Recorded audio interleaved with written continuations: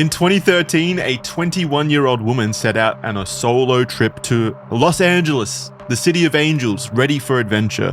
Her name was Elisa Lam. But what began as a journey of self-discovery soon spiraled into one of the most haunting and perplexing mysteries of our time. Found dead in the rooftop water tank of the infamous Cecil Hotel, her final moments were captured in a chilling, erratic elevator video that left the world with more questions than answers. Was it a tragic accident or something more sinister? Maybe something supernatural related, or maybe a government conspiracy? Let's find out today in this episode of Red Thread. Hello, guys. I'm scared, bro. You scared me.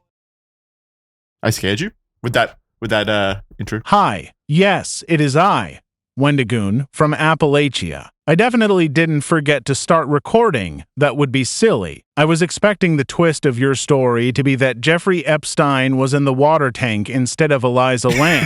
Yeah, Jeffrey Epstein has climbed into the water tower and drowned. Yeah, that's funny. That's a funny image. I don't know if you guys imagine that. Or imagine if instead of Jeffrey Epstein, it was the Rule of Two from Star Wars. I love references. Did I mention I was from Appalachia? Every reference possible. It feels, I don't know. How do you guys feel about like making comedic intros out of actual like true crime cases? Like, I get it for doing like, you know, dumb, goofy things like in the past with, well, I guess Jeffrey Epstein wasn't a dumb, goofy thing, but like in the grand scheme of things, it feels fine to me to like make a joke out of that at the intro. But with something like this, it feels, it feels a bit weird. I think it's okay for someone as terrible as Jeffrey Epstein to be the butt of the joke. As long as we're not poking fun at any victims, I don't see any problem with it. By making jokes, we're just trying to lighten the mood of the show since a lot of the stuff we cover is super dark. Obviously, we have to be careful when we do it, but I think it depends on who the joke is about. Yeah, for Jeffrey Epstein being the butt of the joke, that should be like a thing that happens. Absolutely. But yeah, I guess it's the context of what the core of the joke actually is and who you're punching down on, I guess. But still, like when I'm writing an intro for Red Thread, I'm also going in with the mindset of like, I'm imagining someone clicking on this episode for the first time. They don't know anything about us. It's just like popped up in their recommended feed or whatever. If this is the first thing they hear and we're like joking about and laughing about like Jeffrey Epstein at the start of a completely unrelated episode, I don't know. It's a balancing act. All things are a balancing act online. Yeah, I wouldn't know. I'm not one to speak on any of that stuff. I literally laugh as I read tragedy and horror, so I'm not. But that's why we bring him along. We want to hit all angles of human psychopathy or whatever it's called. Yeah. That's why you're here, Caleb. Yeah, I'm the unhinged boy of the group. Okay, well, that's a good icebreaker for this episode to start off. Hello, if you're listening to it brand new, you've never listened to a Red Thread episode before, welcome. What are our roles, boys? Each of us. What like role in the podcast do each of us fill? Interesting. Someone tell them. Yeah. Like from my perspective, I write the intros. Caleb would be the guy that laughs at things, unnecessary things.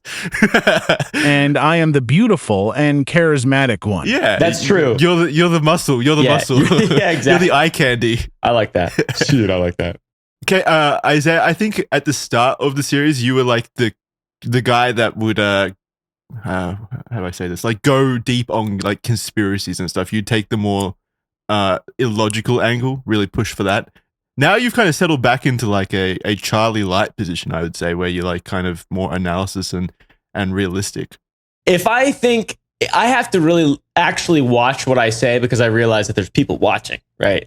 If it was real life, if there's no cameras, I'm going to, whatever's the most fun to believe, whatever's the most imaginative, and whatever has the least amount of impact on my day-to-day life is what I'm going to believe. For example, Nebuchadnezzar reincarnated as Saddam Hussein, 1700 BC, Stargate, etc.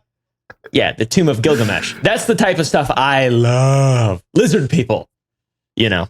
Yeah, well, there we go. Who cares if it's on recording? Yeah, that's why you're here. This is the red thread. We need someone like Yes. that. We need Yes, someone like sir. that. We can't all be sane, Yeah, we can't all be normal and healthy adults. well adjusted. Yeah. We can't all be well adjusted. We can't all be well adjusted. If there was gonna be someone like that on the show, I'm glad it's you, Caleb. You're like the Willy Wonka of the YouTube business scape, so it would make sense for the Willy Wonka to be a bit irrational, maybe, let's say, or a bit unhinged. I would say, yeah, a bit whimsical, a bit over the Yeah, top. whimsical. That's a good word for it. Whimsical. We love fun out here. So not to be a killjoy, but I realized I didn't hit start recording until 30 seconds ago. That works because the intro could just be you guys talking about me while I'm not there, but I think we need to do another clap test. Okay. I did that already once as well. I just wanted to clap again. Yeah. After 1, 3, 2, 1. Okay, now everyone gets to witness a clap test, so that's what it's like when you're not here. So Yeah, that's what it's like when you're not here. Were you recording audio or nothing? I was recording nothing at all. I'm sorry. Oh no. I'm pathetic. It's just me and Jackson for the whole intro. Yeah, wait, how's that gonna work? Because No, I think it's funny if it's like you and Jackson for the intro. It's just like a picture of me. Like, what do you think, Isaiah? Yeah, Isaiah. It'd be really funny if you did I'm not sure if the editor could do like a text to speech thing, like a little text to speech bit. That'd be kind of funny. yeah, maybe. But how's he gonna know what Isaiah said? That's the fun part. You just make guess. it up. You just Just lie. guess. Just Based on our guess, responses. In those silences edited, just put whatever you want Isaiah to say. Basically, just guess. Yeah. You know, you can get someone else to voice act me. I don't care. Whatever you want. Hello, I am Isaiah. I am the charismatic one, and the strong. beautiful one. I am from That's what. Thank you. the Appalachia. No, I'm from Appalachia. That is everything I say on the podcast. You're right, except I don't pronounce it that way. Get it right. Of course, Put that's your why shit together. it was an inaccurate impersonation. Oh, it was the I see. It was Yeah. it was me doing the voice. Yeah, I'm of course, a of course. fool. Yes. Hello, I am Isaiah Windigoon. I would say that the like part of the podcast that you do feel the best, Isaiah, is as an Australian hater. I feel like I do really, actually. You know what? I will wear that badge with honor. I with absolutely. pride, yeah. Don't you get it messed up? If you even look Australian, don't talk to me. Don't come around me. I'm over If I it. bring up a single Australianism, even accidentally, I know Isaiah's going to be there to pick up on that and shut it down quick. Yes, a 1,000,000%, absolutely. Just comes up with words like rubbish, boot, describing the trunk of Icy the car. poles. Yeah. Icy, yeah, that one was insane. Icy poles. It's that's really when not. Yeah, I don't like That's that when I shit. decided That fucking you pisses guys me don't off. deserve rights. That's Yeah. what that you guys That don't pisses deserve. you Like off. That's to be in some the penal Geneva colony shit. Convention. Yeah, we should be able to do whatever we want to Australia after that. That is inhumane. Y'all are on your own when World War III starts out in Oceania. China comes and invades. You'll be a roadblock. Caleb, there's two of us. We could just take this podcast. No, please. It's all I've got. It's ours now. Let's get another It's American on here icicles. to really even things out. No. Even things out. Yeah, that's the issue. There's Yeah, not enough yeah, Americans that's here. what it is. Us two Appalachian boys aren't powerful enough to get rid of the evil of a single Australian. Yeah. Should be more powerful. 2-on-1 isn't fair. You need 3-on-1 to restrain the Australian. All right. Who wants to take the start of this? Let me see. Oh yeah, wait. Did I even ask? You guys, You just guys did know that. about No, Elisa you didn't Lam? even. You're Yes, so distracted by your own clout. See, this is an Australian thing to do. Forget about the lady that passed away. No, no. I Instead, focus did on the yourself. intro. I gave a pretty good intro, and then I think we just started talking. You don't care Yeah, when that's there's what no happened. dingoes involved, bud. Well, we don't know there's no dingoes involved. Dingoes are pretty good at getting on top of hotel rooftops. True, and there's stuff some like that. bitches. That would have been a wild ending to the story. If, like in the documentary, it ends like, little did anyone recognize the dingo population on the roof. It was The dingo extraordinarily population. high. It was, Dingoes. Dingo. What a funny name. it is a funny Dingo. name. See that? Like, imagine if like we had wild dogs attacking us, and we're like, "Ah, that's the dingo right there." Like, what? You say Get out of coyote. That's like Coyote. that equally sounds Coyote. No, coyote's a good, cool name. All right, Yeah, coyote's especially if you cool. call them Coyote's goats. Who do you think would Coyotes. win in a fight, a coyote or a dingo? I don't know. What'd you say? Aren't they like the same thing? Are they the same thing? I said, who do you think would win in a fight, a coyote or a dingo? How much does a dingo weigh? As much as it wants. I'm not going Give to me a argue second. with it. Because 10 like to 15 kilograms. 10 I to don't know how 15 much that is in kilograms. your It's weight. like 40 pounds. They're about the same size. I feel like they'd be even matched. Are they Yeah, just they the same literally thing, but they just just look different like countries? slightly bright colored dogs. Yeah, well, like a They're coyote actually like 1 for 1. is very closely related to the wolf, the North American wolf. And dingoes are like an offshoot from a lot longer time ago, obviously, because they're from different. Yeah, entirely actually, different continent. coyotes look like wolves mixed with like foxes. They got bushy tails. Yeah, they're cute. Tangents aside, let's actually get to the Elisa Lam. the content. Elisa Lam, nothing to do with Australianism No. or Tasmanian tigers or anything. This is actually a sad story. Do you guys know? You guys know about Elisa Lam, right? Yeah, Massive. Yep. Yeah. Was there Sadly. a documentary on this as well on Netflix? It at some was, point? yeah. Yeah. I never saw that, but- It was big. I do know what it is. Big case over the last 10 years, one of the biggest of the modern times. So, who wants to read the start of this? I think, Isaiah, since you were missing in the intro, I think you need a little extra talk. I Little extra speak think I time. do need a little extra talk. I also think it's convenient how you're asking me to read the parts about people dying so you don't have to laugh through them. I think that's what that's about.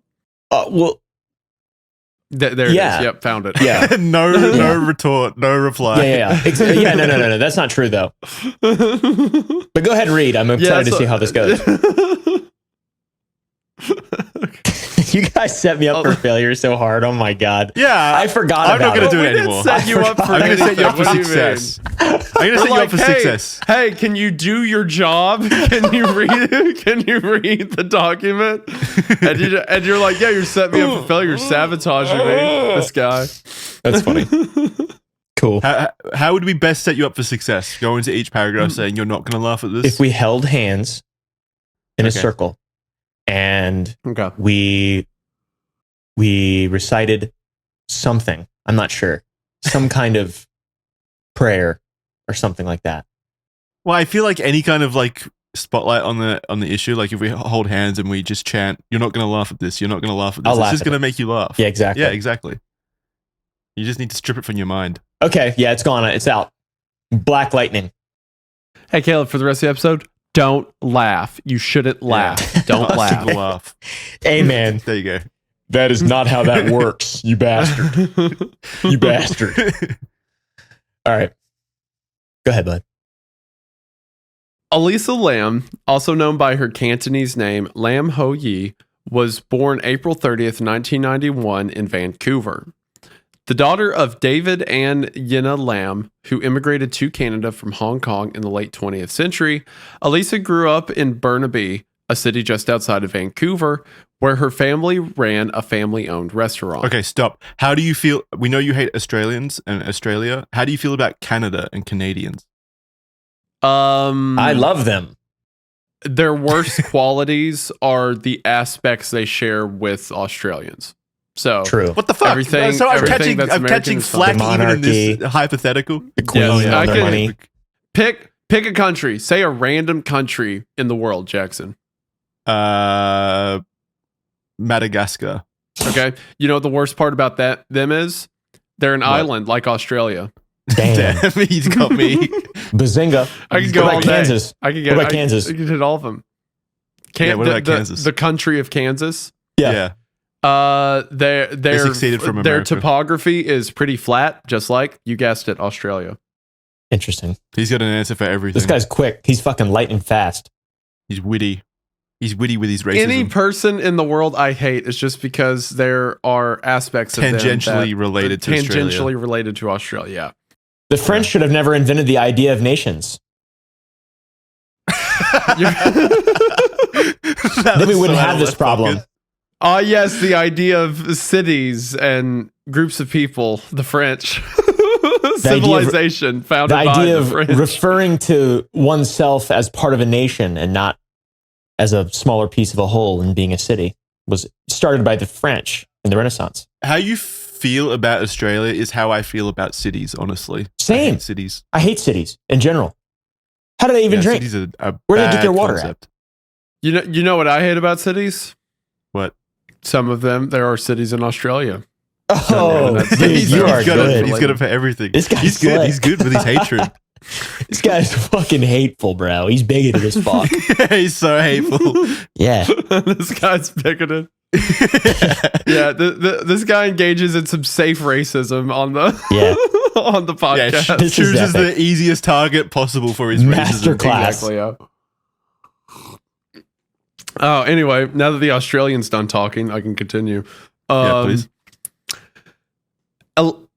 Elisa was known as a bright, creative, and caring young woman who loved reading, fashion, and traveling. She had a particular passion for writing. Elisa enrolled at the University of British Columbia, but struggled to maintain her attendance due to personal challenges, particularly mental health issues. Her mental health was a major aspect of her life. She had been diagnosed with bipolar disorder and depression and was taking medication to manage her condition, but was still dealing with negative thoughts frequently.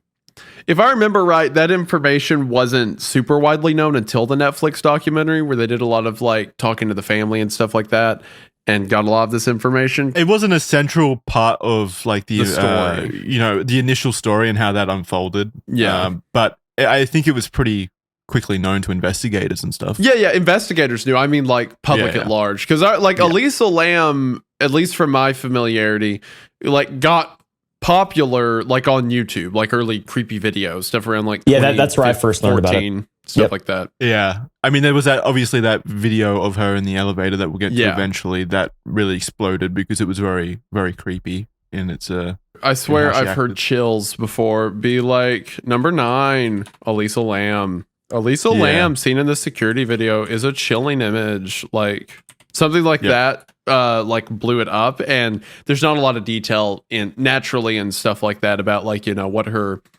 state of mind was, stuff that could have led to it. Because you're just seeing a single video of it's like here's a creepy video clip anyway. Yeah, you don't need any context surrounding that because your mind runs wild with imagination just when you see it. So most people wouldn't have gone out of their way to go investigate as to why the video occurred or anything. They would have just seen a weird video. To put in perspective, the Elisa Lam video uploaded 11 years ago, just the video, has 34 million views.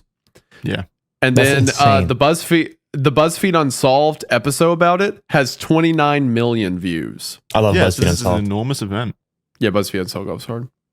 It's enormous. But yeah, I don't think the mental health, at least not until recent years, the mental health aspect of the Elisa Lam case, like you said, I don't think it was like widely known about. It was only until the investigations were made public, and further series were created. And even then, I think most people probably wouldn't have gone and watched it or interacted with it. They would have just seen the creepy video and been like, "This is creepy." Yeah. Do you want me to continue with Disappearance because that was so short? You can continue right after this ad break where you get to hear from our sponsors. Chill. Whoa. Like a lot of people out there at the moment, I have a subscription problem. I'm sure that's very relatable to all of you out there. So many subscriptions to different services, and I just lose track. Luckily, there is an easy solution: Rocket Money. They're an app that helps you track and cancel your subscriptions, which is already great in of itself, but it can lower your bills and help you manage your money better for yourself as well. It's kind of like a jack of all trades kind of app. The best thing though, like I said before, is that it can identify recurring charges in your bank account and actually cancel the unwanted subscriptions for you, which is incredible. You can even cancel the subscriptions from within the app with just a couple of taps. It's a super convenient and easy way to make sure you're not paying money each week for things you're not even using anymore. I shudder to think about all of the subscriptions that I have running right now that I'm not currently using, that I'm just wasting money on, or at least I have in the past. But with Rocket Money, that's no longer an issue, thankfully. And as if that wasn't already enough, Rocket Money can also negotiate your bills for you, from internet to cable to phone bills. You just upload a photo of your bill and Rocket Money will do all of the hard work for you. Rocket Money has helped save its customers up to $740 a year when they use all the features, with over $500 million in canceled subscriptions alone saved. That's actually like mind-boggling. That's so $740 each customer saved each year That's money. That's so much money that you could be saving right now with Rocket Money. So to save more and spend less, join the over 5 million members using Rocket Money today. Go to rocketmoney.com/redthread or click the link in the description to get started for free. You can also unlock even more features with premium. That's rocketmoney.com/redthread to get started for free. It's free. Like I said, it's free. You're just saving money for free using Rocket Money. So go check them out, go save money, and yeah, go check them out. Being sick already sucks, but having to book a doctor's appointment or even find a doctor in the first place that has a good enough reputation for you adds stress to a situation that really doesn't need any more stress in it.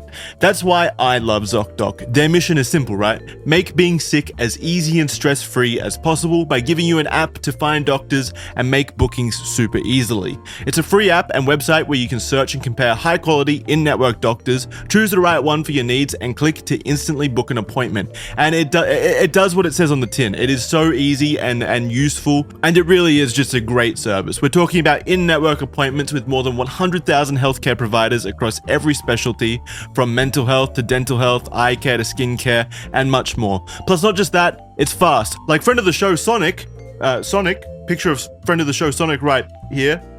ZocDoc makes appointments happen fast, typically within just 24 to 72 hours of booking, and I've even heard tales of same-day appointments happening quite often with ZocDoc. So you get in as quick as humanly possible, really, with ZocDoc. Let's cut to the chase. Let's just put all my cards on the table. If I was sick and I needed a doctor right now, I'd be using ZocDoc to make the booking. So stop putting off those doctor's appointments and go to ZocDoc.com/redthread to find and instantly book a top-rated doctor today. That's ZocDoc.com/redthread. There'll be a link in the description. ZocDoc.com/redthread. Once again, thanks to the sponsors for supporting the show, and go check them out. They're great. We only take sponsors that we truly believe in on RedThread, so please go check them out. They make the show possible, and you checking them out makes the show possible. So big thank you for doing that. And now back to the episode. Thank you, sponsors. All right, back in. Who wants to take this next part? Man, you slid that ad read in. All right. Do you want to take Disappearance, Caleb, or would you like me to? Because people still might die in this description. Let me see. That is a really good way to put it. Control F die. I'll go ahead and I'll read this. All right. All right, go for it. In January 2013, Elisa decided to take a solo trip to California as a part of a West Coast tour of the United States. She wanted to take a break from her studies as well as her life in Vancouver, so she traveled by herself to Los Angeles, where she planned to explore the city.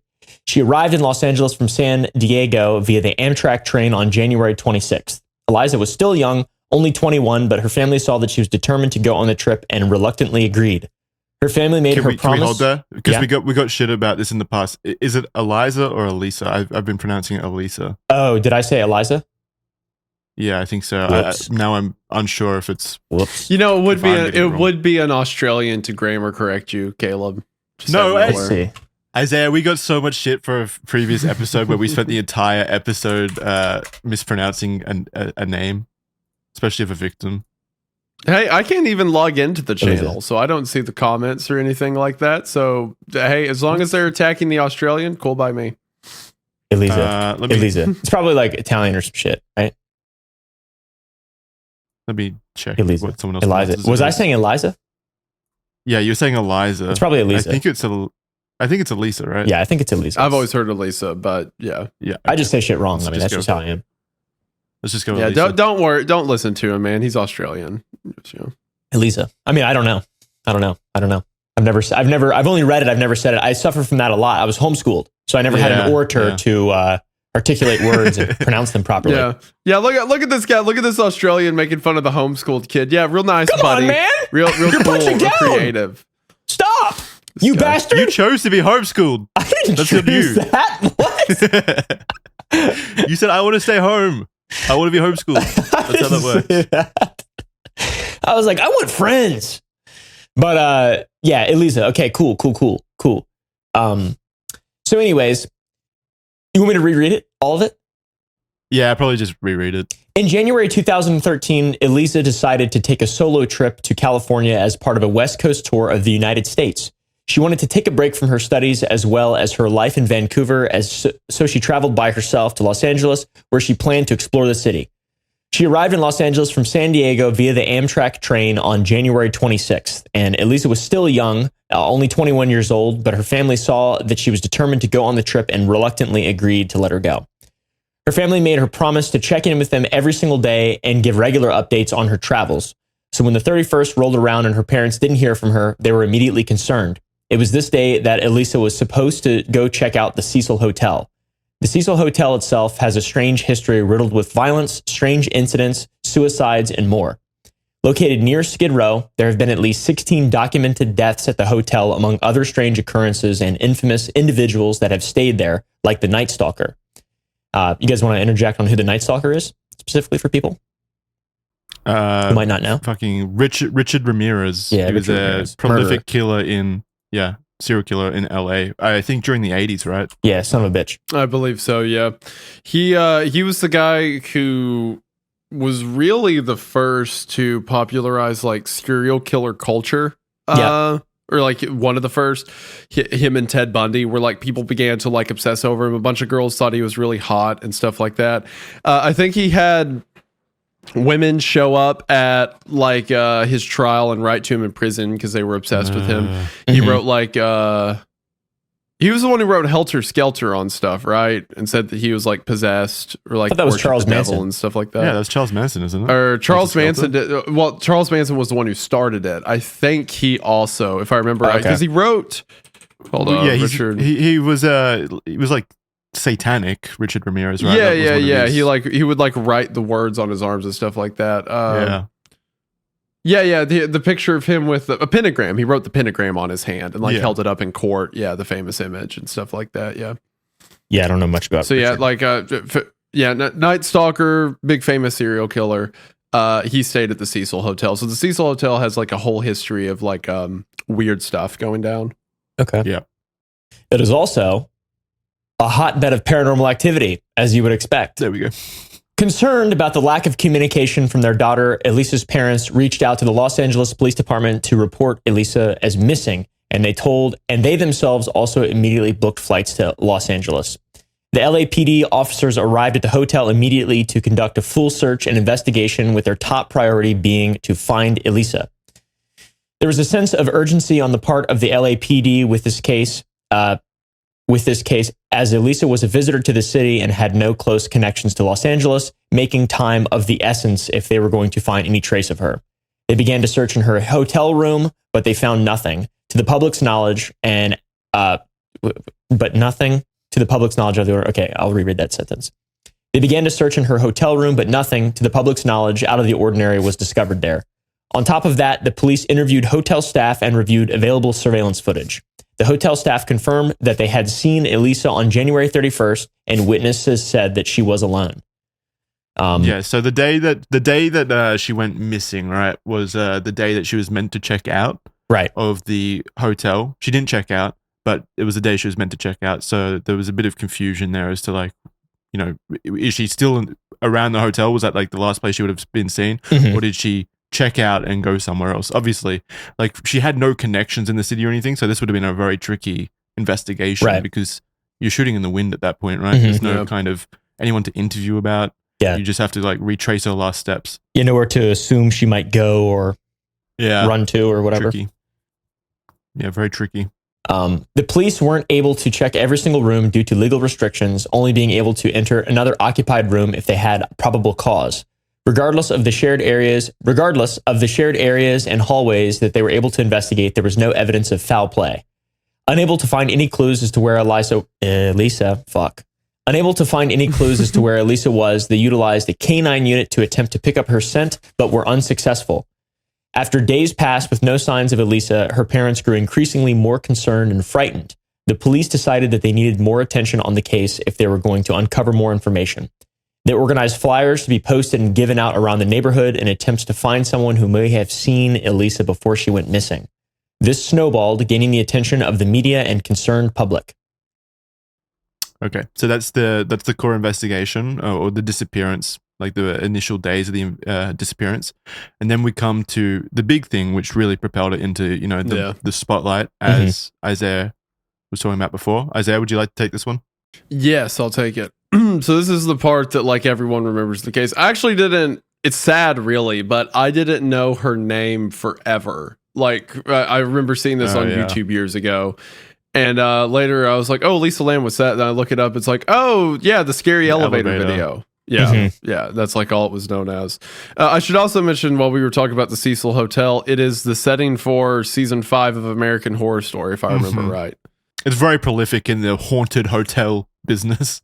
Like it's well known because cream of the crop, so to speak. Yeah. Why won't they fucking like tear it down? It's clearly a bad knock that shit down. Well, yeah, but now it's to the point where it's like transcended being bad and is back into good. Like if I was just staying at a hotel in LA, I would 100% stay at the Cecil Hotel because there's people like me that are weird. So because it has that reputation, you want to like experience it. Yeah, because you a freak. Because I'm weird. Because I'm strange and off-putting. You're weird like P Diddy. You got that freak shit. Yeah. Oh. P Diddy's a rough spot.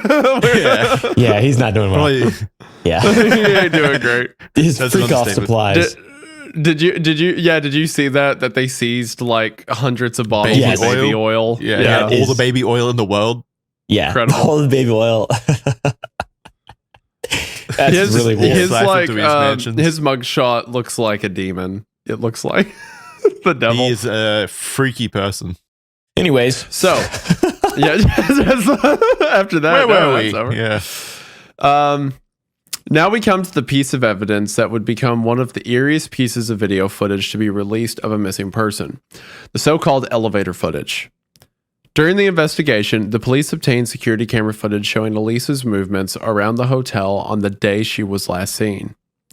On February the 13th, they decided to release this to the public.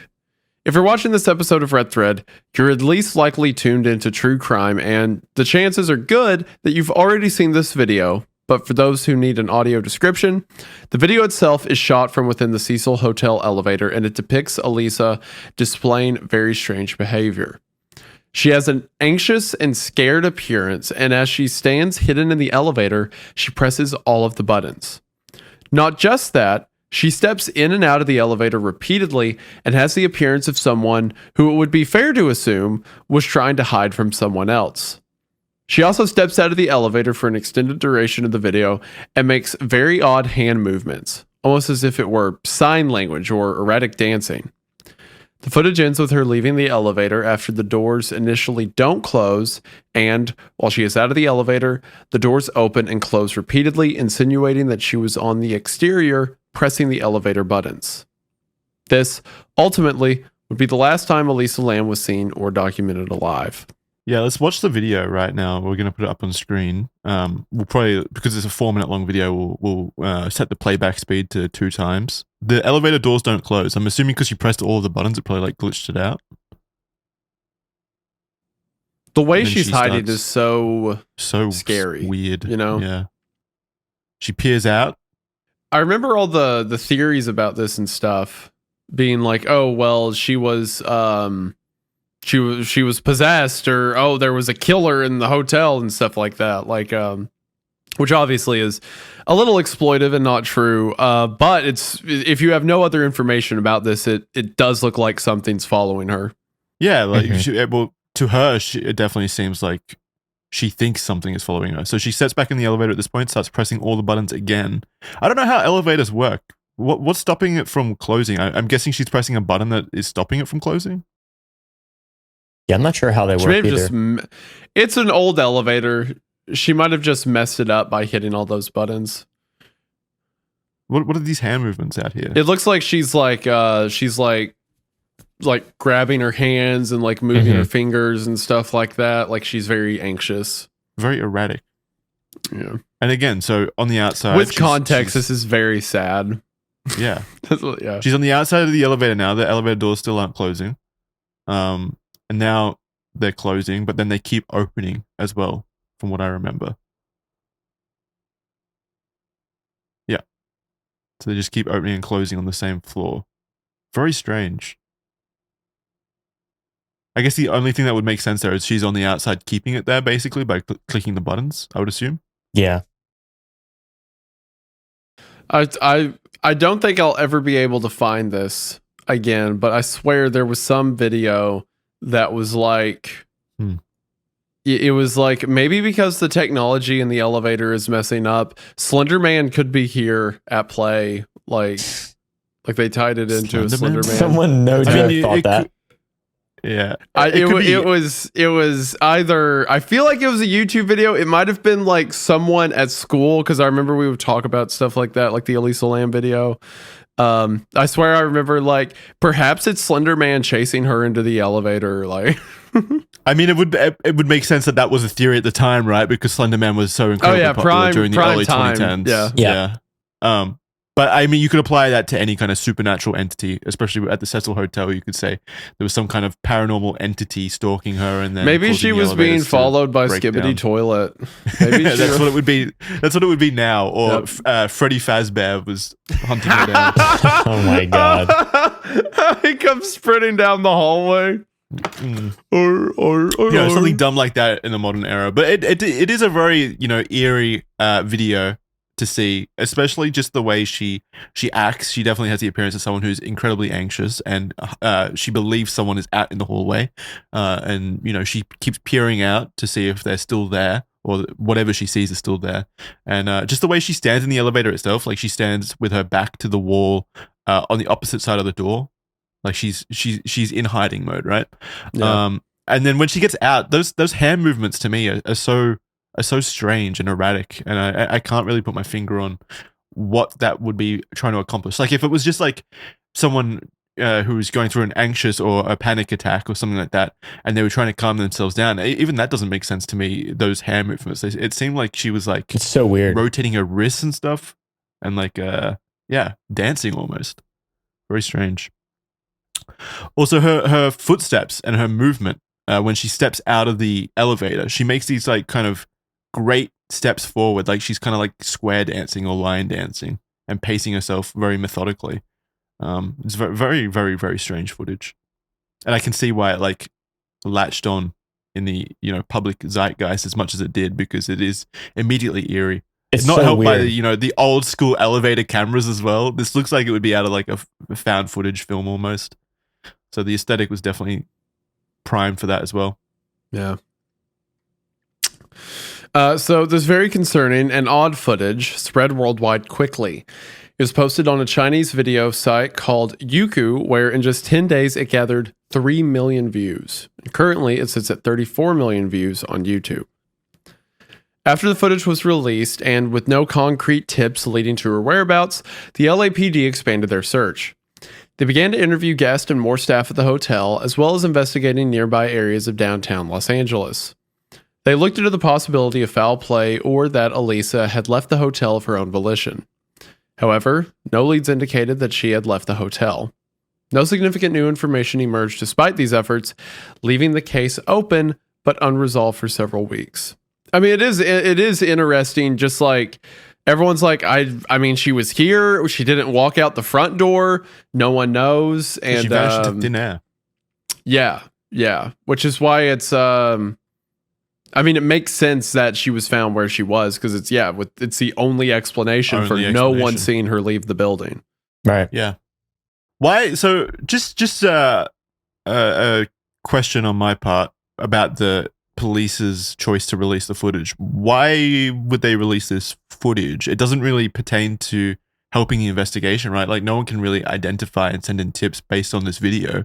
It's just a video of her, anxiously moving around an elevator. If you saw someone acting erratic around that time frame, if you saw someone acting like this, I guess, acting like and this. It's also the outfit she was wearing when she disappeared. True. Yeah. It's also last known behavior, so it could potentially lead to something. Yeah, I could get like releasing a picture of her in her last known outfit and stuff like that. I just don't understand why the full video needed to be released. Yeah, it's haunting though. The hand movements, especially, I'm just thinking about them. That's just so odd. I mean, I guess we're gonna get to. I really want to start thinking about what happened to her, what exactly was going on. But obviously, we'll get to that. So, Isaiah, I think actually the reason why they released the footage, now that I'm thinking about it more, is because it's so sensational. it would have had that effect of being widely shared because it was so eerie. So it was probably like an information gathering tactic in that sense as well. Like it's something that a lot of people are going to hear about, which makes sense if you want, any kind of tips to come in about seeing her elsewhere. Yeah. I guess that would have been the strategy and rationale for releasing it.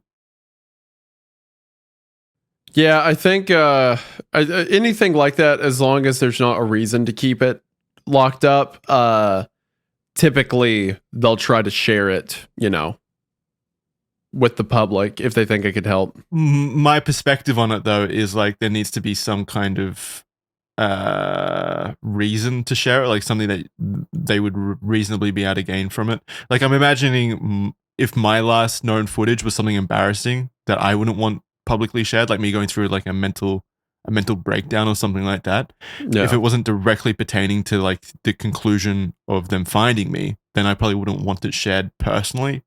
But if there's information in there that people can, send tips on or whatever, then yeah, it would make sense to release the footage. So 2 weeks after Elisa disappeared, on the 19th of February, 2013, hotel guests began to complain to management about the water at the hotel. This part is like insane. It's very, very gross. They were dealing with low water pressure, and some claimed that the water was turning black and didn't taste quite right. This prompted the hotel to send Santiago Lopez, one of the maintenance workers, to check on the issue and see if there was any maintenance work that needed to be done. The hotel had 4 1,000-gallon tanks that were located on the roof, providing water to the hotel, including the guest rooms, kitchen, and coffee bar.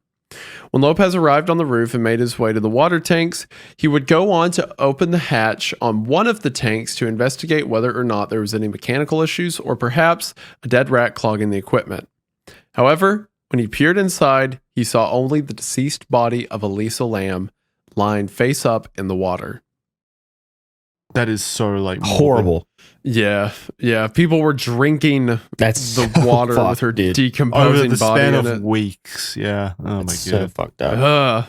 That's messed if I up. stayed at that hotel during that time period, I think my life would be forever like changed at that point. Like I would never feel clean. How did somebody get sick?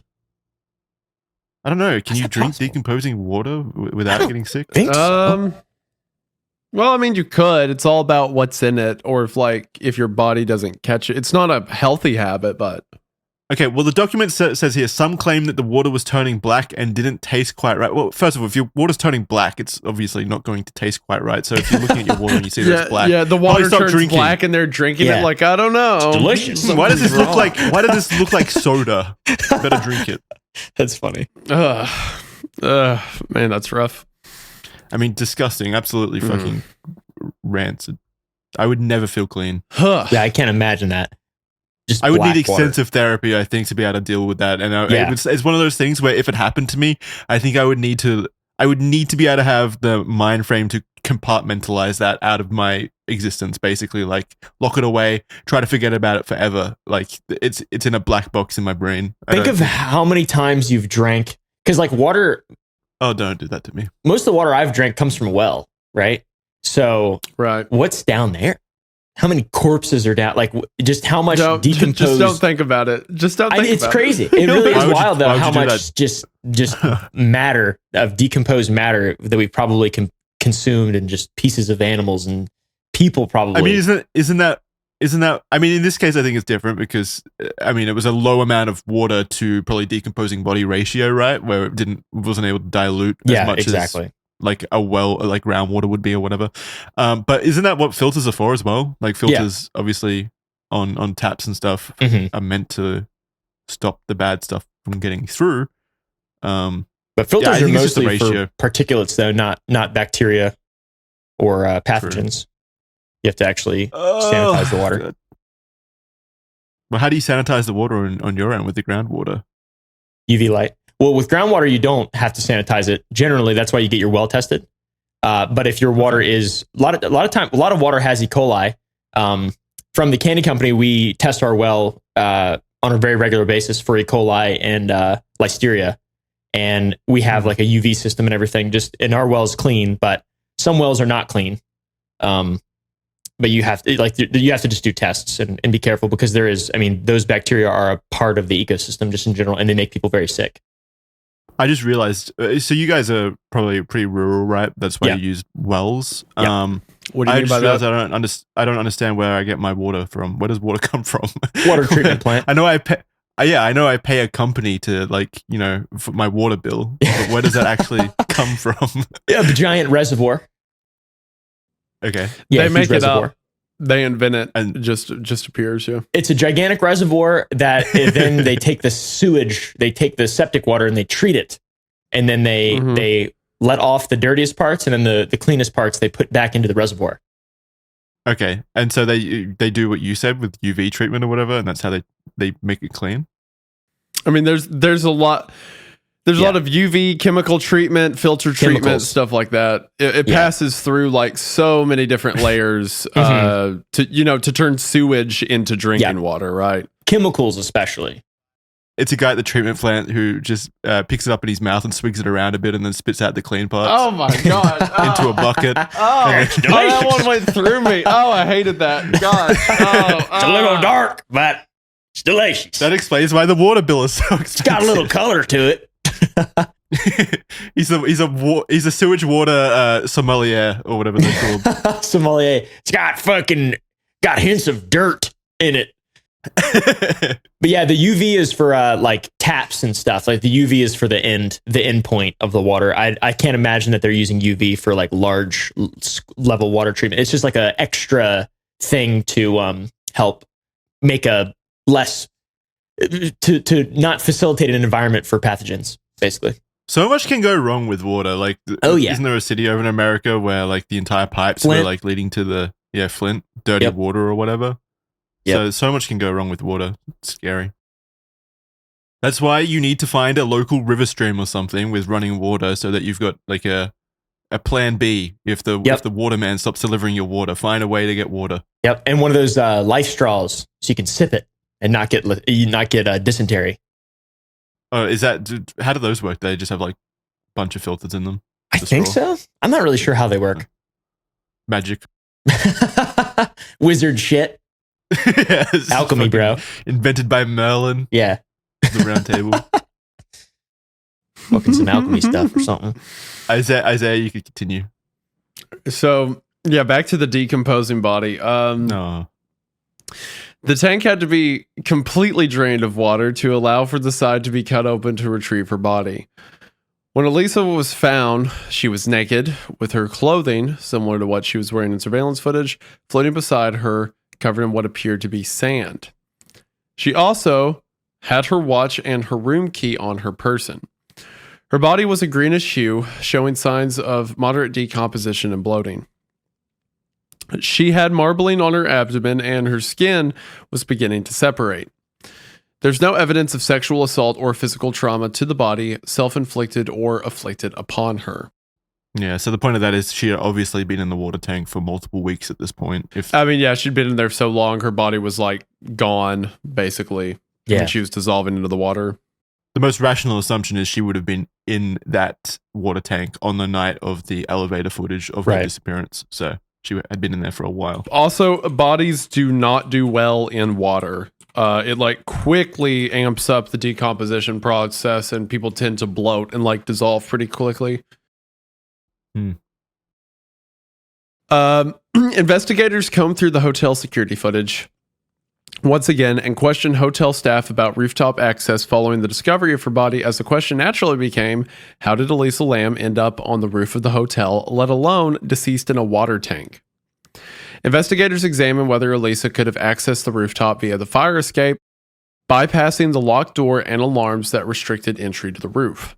It was ultimately determined that this was possible, though it was not confirmed to have happened, insinuating that there was no concrete evidence proving that it was the case. Though one would have to imagine that would be the only way she would be able to find her way to the roof, whether on her own accord or through the avenue of being taken there by someone else. I mean, how else is she going to get up there? Helicopter ride? Parachuting she has to get to the roof somehow. Yeah. The toxicology report showed signs of prescription medication in her body, but consistent with what she regularly took. She had also taken ibuprofen and Cinetab before her death, a medicine used to relieve the symptoms of colds and flus, as well as nasal and sinus congestion. No recreational drugs were found in her system, and very minimal traces of alcohol were also found. It was noted in the report, however, that it appeared Elisa had discontinued some of her prescription medications that she had been previously taking. Mm-hmm. And that's when we get into the mental health side of it. Okay. So, Caleb, if you'd like to take this. Sure.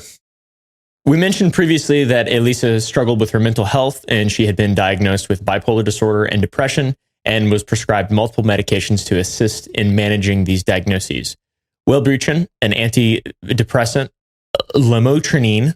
How do you say that? What is that? Lamotrigine? I don't know. I'll do Wellbutrin, an antidepressant, an anti-seizure, an epilepsy drug. She was also, which could also be used as a mood stabilizer. She was also on an antipsychotic medication used for bipolar disorder, and dexedrine spansule, which is used for hyperactivity and narcolepsy, along with venlafaxine, another antidepressant. So she's on a whole cocktail of done a lot, yeah. Yeah, a lot of stuff. And when her family were asked about when her family was asked about Elisa's struggles, they reported that Elisa had no history of suicidal attempts or ideations, but realistically, it's entirely possible that Elisa wouldn't have told people close to her about that aspect of her life. She did allegedly have a minor history of disappearing for brief periods of time before returning to her family and friends. As the toxicology report conducted after the discovery of her body concluded, it is also likely that Elisa may not have been taking her medications properly. The toxicology report showed that she had most likely stopped taking certain medications, showing that Elisa was not consistent with her prescribed doses. There are also medical reports that urge caution when prescribing antidepressants to those with the bipolar disorders, as it can possibly lead to manic side effects. It's reported that Elisa did actually have a prior history of hallucinations, which would leave her bedridden and occasionally hospitalized, which also aligns with the behavior shown in the elevator footage before her disappearance. Yeah, so it's like, seems like some kind of horrible. I mean, when you need that many different medication to manage your conditions, if you deviate from the doctor's plan or whatever after taking that amount of medication, I'm sure that there's got to be like side effects that crop up naturally. Well, I mean, the level of like drug interactions going on is insane. Like this side effect changes, that side effect changes, this side effect. If you pull one pin out, who knows what could happen? Yeah, anything could happen. When Elisa first got to the Cecil Hotel, she was in a shared boarding-style environment, but the front desk was receiving complaints from her shared roommates about her strange behavior, leading to the hotel to move her into a solo room. Elisa shared a lot of her daily struggles and frustrations on her Tumblr blog, which is still archived today. Interesting. Nouvelle Nouveau. Nouvelle Nouveau. Which means newly arrived or developed. That's the name of her Tumblr blog. It's a good name, to be honest. French. When you open her blog, you're greeted with the phrase, "You're always haunted by the idea you're wasting your life," by Chuck Palahniuk, an American novelist known for the book Fight Club. And yes, that is the Fight Club that would obviously become the movie. That is, of course, yeah. Novelist, Tyler Durden and all that stuff. Brad Pitt. Yeah. Bradley Pitt. Taking down the banking. Bradley Hull. Banking departments or whatever the fuck it is. The buildings at the end. Big twist in that movie. Yeah, spoiler alert. What the fuck? What the fuck, dude? I haven't seen it. I was just about to watch it for the first time today. I'm sure there was going to be comments like that. Exactly. She began the blog in 2011, updating it for 2 years until she passed away. It's filled with art, fashion, quotes, and reflections on her life. Here are some of her writings and posts to better show Elisa's unfortunate mind frame and inner thoughts. November 4th, 2011, she wrote, "Seriously, life, do you think I am built of steel? I am just human, after all. I am just flesh. My skin can only hold so much together." On November 6th, 2011, she said, "Right now, I am deliriously happy. My emotions, you are uncontrollable." On October 22nd, 2012, she said, "A few good days followed by a week of sleeping. That is the pattern, that is the cycle, and that will repeat again and again. Maybe there will be a change every once in a while, but sheer willpower, no, I don't think it. I have it in me anymore to put the effort in once knocked down." November 3rd, 2011, she said, "The fact is I am a good person. I have always been a good friend. I have always been a good sister, and in return, I have not been shown respect. I do not deserve this. No one deserves this." Very sad. the reason these are included is to show obviously the mind frame and the mental health struggles that Elisa Lam was going through at the time. I mean, I think anyone with, depression or depressive episodes can kind of relate to these kinds of thoughts and such. A very, very difficult thing to handle. Very sad. It's also always sad when I see stuff that's like so like relatable, like normal. Like I'm looking at her Tumblr blog pictures now, and there's all these like Harry Potter memes and stuff like that. And it's like, yeah, this was just like any girl. This was a person, just a regular ass person. Yeah. Yeah. And it is sad that she's so often, I mean, it is like so unique. You can't really blame people, but it's so sad that her life is reduced to a creepy elevator video, Yeah. It's like a massive. And beyond that, like with a lot of cases, right? With a lot of these kinds of, what would you call them? Red thread topics, I guess.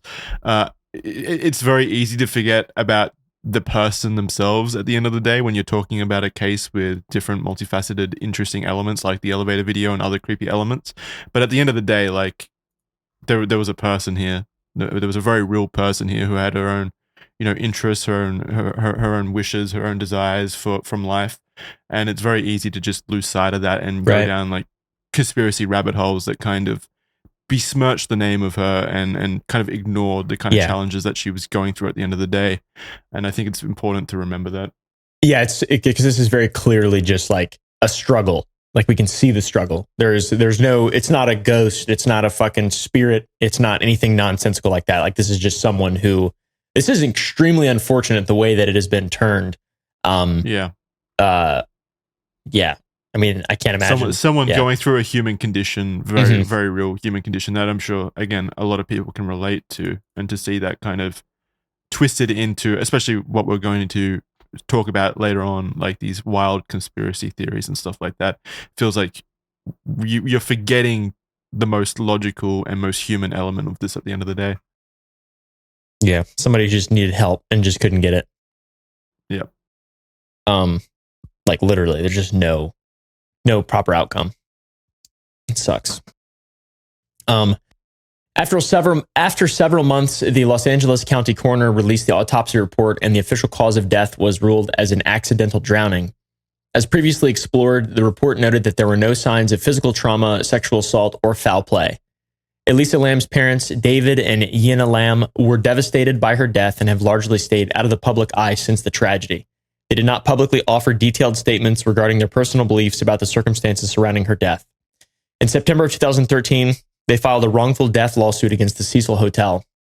In the lawsuit, they claimed that the hotel was negligent in ensuring Elisa's safety. In the lawsuit, they claimed that the hotel was negligent in ensuring Elisa's safety, particularly in allowing her access to the water tank area on the rooftop. However, the lawsuit was eventually dismissed in 2015 as the court ruled that the hotel was not responsible for the circumstances that led to Elisa's death. They've remained private following the dismissal of the lawsuit. So that's sad. Like they couldn't even get like I guess I don't even know I don't really know how I would even feel about that. I guess it's not really. I mean, I completely understand. I understand the parents, but I also don't think that the hotel was probably responsible at the end of the day for this.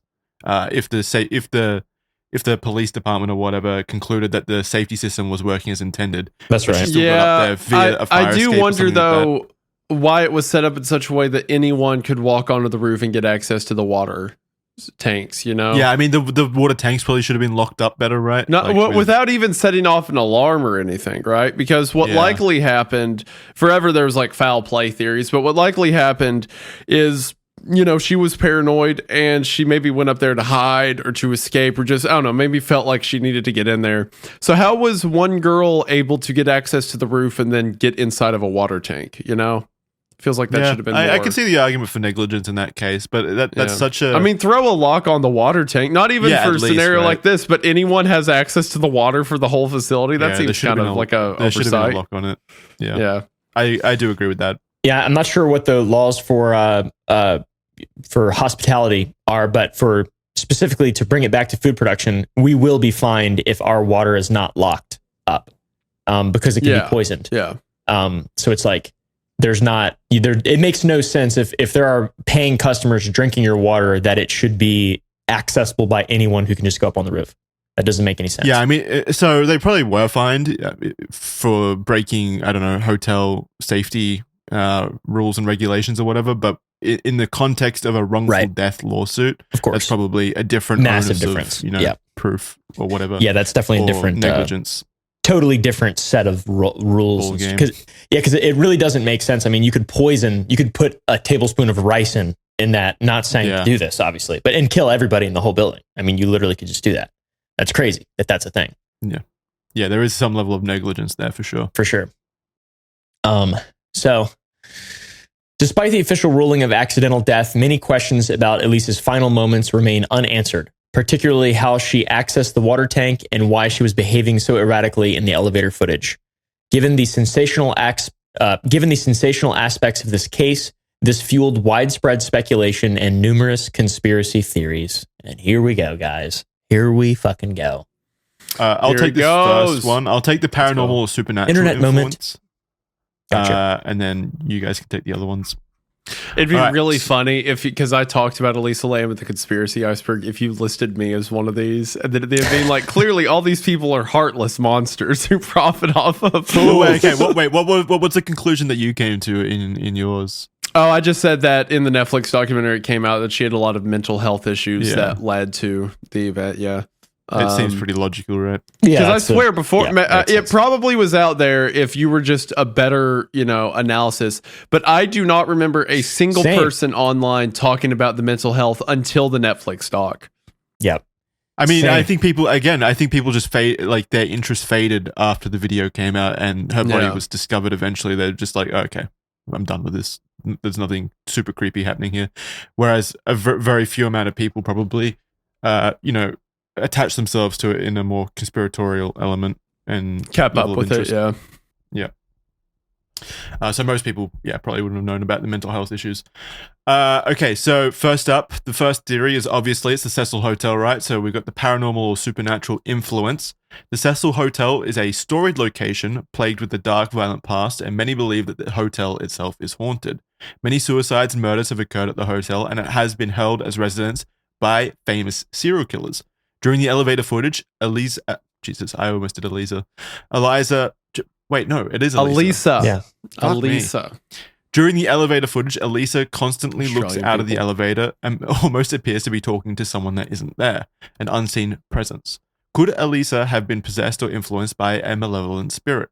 While we could go over all of the hauntings and eerie stories stemming from the Cecil Hotel, let's briefly go over some of the more notable examples so as to give you an idea on just how haunted of a location the hotel is, allegedly. So we have suicides and unexplained deaths. Since its opening in 1924, the Cecil Hotel has been the site of numerous suicides, with many guests jumping to their deaths from the upper floors. Some paranormal investigators have claimed to have seen apparitions of these individuals roaming the hallways or reliving their final moments. Has there been many stories about ghosts? Like you've seen a ghost that just jumped out of a building? Like I feel like that would be pretty memorable. That is a funny image. You just see someone like fly by the window really quickly. Yeah, so what the fuck? Yeah, just like like you walk out of the hotel room and you see a ghost run down the hallway and just launch itself out a window. That would be a wild image. That is pretty funny. That would turn me into a believer. I'd be like, all right. All right. Fuck, I'm in, bud. Call me Zach. If I was a ghost, I'd be doing shit like that, like kind of harmless pranks, fucking around. Yeah, instead of like latching onto people in a demonic way, I'd just like run through and jump through a window or something. Getting silly with it. You give them finger guns as I jump out. Why do they haunt? What is the lore for that? Why are they such assholes? Depends on your belief around it. Isn't the idea that they're tethered to reality through negative energy? So they're just that is one theory. Of another one is that they don't realize like people that die in tragic means like aren't able to pass in the afterlife, so they're stuck in those final moments even if they don't realize it. Sometimes they're tied to a location and they can't escape. It just depends on what your theory is. Yeah, it's not a confirmed science at this point in time. Maybe one day. Yet. Elizabeth Short, the Black Dahlia. While not directly tied to the hotel, Elizabeth Short, the infamous Black Dahlia, was reportedly seen at the Cecil Hotel's bar shortly before her gruesome murder in 1947. Some believe her spirit still haunts the hotel. The Black Dahlia is one of the saddest stories ever. Yeah. It is so tragic. Like, just everyone like making fun of her basically forever. It's so sad. Well, I mean, they don't make fun of her now, but at the time, yeah. At the time, yeah, they were like, because she was found naked and ripped in half. So the joke was like, oh, well, looks like she was a bit promiscuous. Looks like she slept around with the wrong crowd. And like, they would call 40s. Yeah, that guys would call into the police and joke like, haha, I killed her. And there was like 300 people that claim they killed her to be funny. Jeez. Like, it's very sad. Yeah. That's crazy. A reporter. So the way they found out her name was Elizabeth Short, she had moved to LA to like try to get into the entertainment industry. And as soon as they found out her name, they didn't contact the family. Instead, a journalist called the family and lied, saying that their daughter had gotten a big role and they wanted to do an interview about her. So they asked the parents everything like, oh, where'd she go to school? Where's she from? What she's like? And after they got everything they wanted, the journalist goes, actually, this isn't for a role. Your daughter was murdered, and hung up. That's insane. I just published all the information the parents gave about their daughter they just found out was dead. Yeah, it's so sad. Hey, so many sociopaths just exist among us. Even like given, it was the time period or whatever. It's like how could that time period have existed where people think of people like that? Well, I mean, even the name the Black Dahlia, there was some book or movie called like the Blue Dahlia, which was about like a lady of the night, I believe. So it's like even the name is like, haha, promiscuous, ridiculous. Then we have Richard Ramirez, who we've talked about, the Night Stalker. So during the 1980s, serial killer Richard Ramirez stayed at the Cecil while committing his murders. His presence has fueled claims of demonic or dark energy at the hotel, with reports of shadowy figures and malevolent spirits linked to his stay.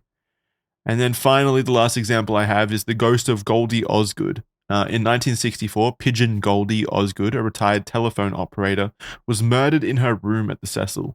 Her case remains unsolved, and her spirit is also said to haunt the hotel. Some guests report cold spots in the area where she was killed. It's pretty crazy how much history this hotel has. I get that it's been around for a long time, but that is a very haunted location if there ever were one, right? That's still in like it's a good candidate for it for sure. Yeah. If you want more information on the supernatural elements of this, I highly recommend checking out what the preeminent expert on the subject, Zach Baggins, has to say. Genius. He's so fucking good. I love Zach Baggins. Biggest Zach Baggins fan. He conducted an investigation in 2021 on the Cecil Hotel in an episode of Ghost Adventures, which, as we all know, is Emmy-worthy TV right there. One of the best television series ever created. Zach Baggins is a visionary. Go check that out if you want more information on the supernatural elements. There's another paranormal aspect that some people have brought up as a potential theory, and that is the Korean elevator game theory. The elevator game is a Korean urban legend that pertains to a ritual that, if conducted correctly, will allow you to enter into a different dimension. Here are the steps if you want to try it at home. Number 1, go into the building you have chosen. Remember, it needs to be at least 10 stories tall with an elevator that reaches all 10 floors consecutively. It is highly recommended that you choose a building that is haunted, obviously. Step 2, press the up button to bring the elevator to you. Avoid pressing a down button. So you want to walk into the lobby and press the up button. Step 3, before getting on, make sure no one else is in the elevator with you. This is very important. You don't want people jumping dimensions with you. Something may go wrong. If someone is already on it, perhaps coming up from the basement levels, don't get on. Step back and wait for the next one. That's fun. Step 4, descent. Have you guys heard of the elevator? No.